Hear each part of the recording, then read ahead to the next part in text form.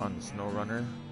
We're going to be doing a mud test between these three well talked about trucks, the Twin Steer Western Star, the Antarctic 420, and the Cat 745, I believe it is.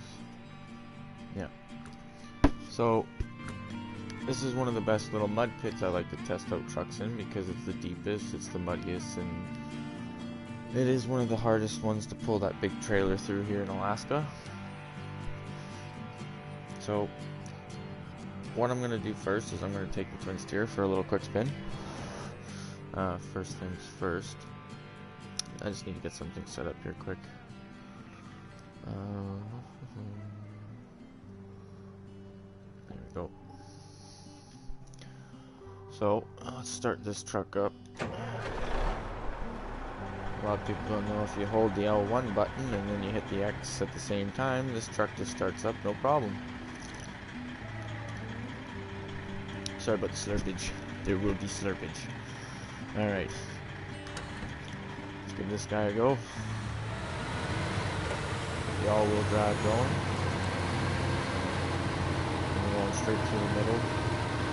I believe that's one of the hardest parts to go through.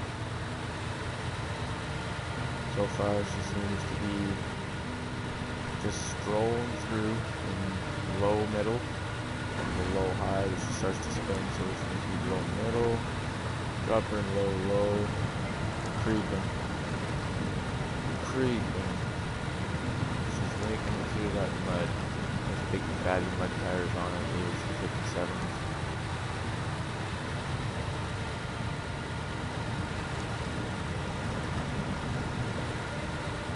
The spare tire, it's funny because the spare tire is so tiny compared to the actual tires that are on this truck. But, yeah. Clearance wise, the truck does pretty good. It seems to be just strolling. I have already done this test, so what I did was I went straight through with this truck and I looped around and went along the back end because that's a nice little muddy patch too, but it's a long process. I just wanted to do this little video to show everybody the capabilities of the three trucks that I prefer to bring out to the mud. This one preferably because you can fit four pieces on it at a time, I believe. Four pieces. The Antarctic you can only do two, and the Cat is kind of useless unless you're carrying a lot of fuel somewhere, which is kind of nice because if you're in a map which doesn't have a garage, and you can bring a big load of fuel to yourself. So as you can see, Twin Steer does pretty good going through that deep mud. So I'm going to shut this truck off. We're going to go jump to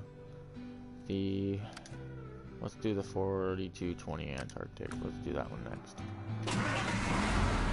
This one's kind of my favorite to bring out into the mud because it is just a beast. I don't like the way these trucks steer though. A lot of people don't like the way these trucks steer. So just a little tip for you, drive first person, and it actually helps out quite a bit. As you can see, we're digging in. We're going to do this. Drop in. Oh wow, look at that. Strolling through the mud. In my opinion, one of the best trucks to bring into the mud is this truck. The tires on it are just horrendous. Oh, hang on, you know what? It's getting kind of dark. Let's make it morning, shall we? There we go. I tweaked the graphics a little bit. I do like that. I'm noticing a little bit more sharpness in everything. Tires, mud, water, even environmental graphics and all that stuff.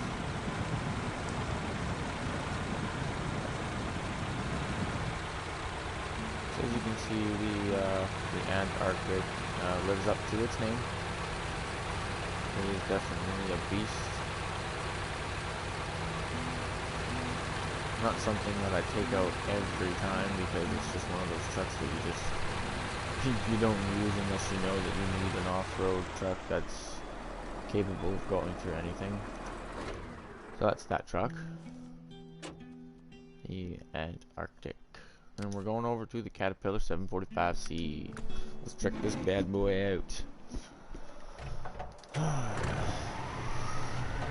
This honestly is not one of my personal favorites, but if you need to bring a lot of fuel somewhere, it definitely will bring a lot of fuel. I'm doing this without any weight on it whatsoever. Probably should have put the fuel tank on it, because it probably would have gave me a little bit more weight in the back end. But as you can see, it has real no problem going through the mud, just kind of like the Antarctic did. The twin steer, it does have a little bit more trouble. I do notice, because it doesn't have these big fat tires on it. Mind you, if it had these big fat tires on it, it'd probably do a little bit better. Other than that, this I can't wait to see that other cats that they bring out into the upgrade or the update phase 2. Hopefully coming next week. Let's cross our fingers. Cross our fingers. Hopefully they bring console mods out by Christmas.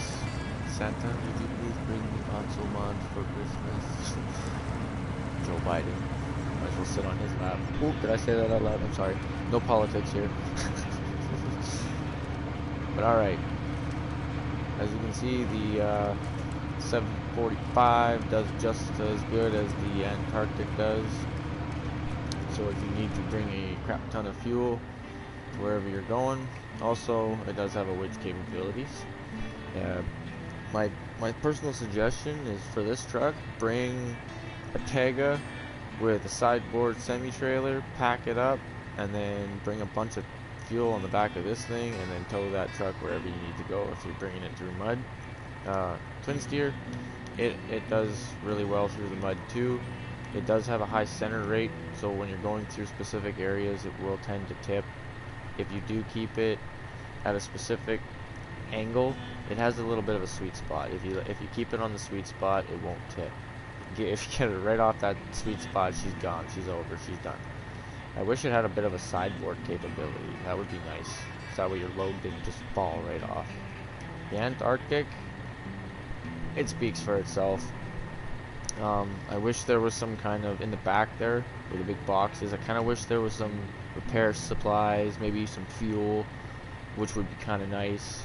Other than that, like I said, this truck speaks for itself. It's a beast. Same thing. Put another truck on the back, winch it behind. You got 2 spots in the back of this.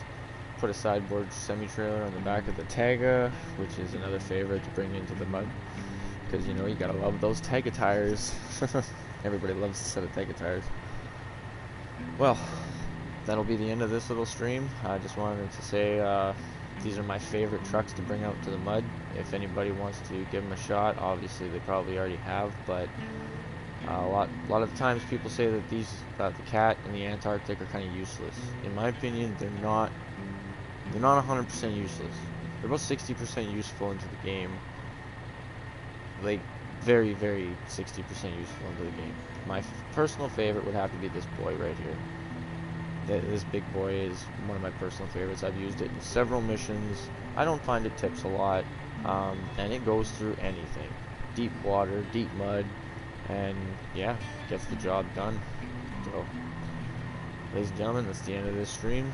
Don't forget to subscribe, don't forget to like, throw down a comment on this next phase 2 update. Give personal opinions on what you guys think should be happening.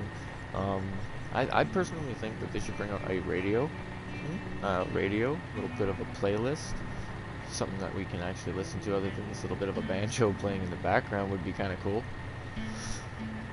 Just saying. Alright guys, take her easy, stay safe.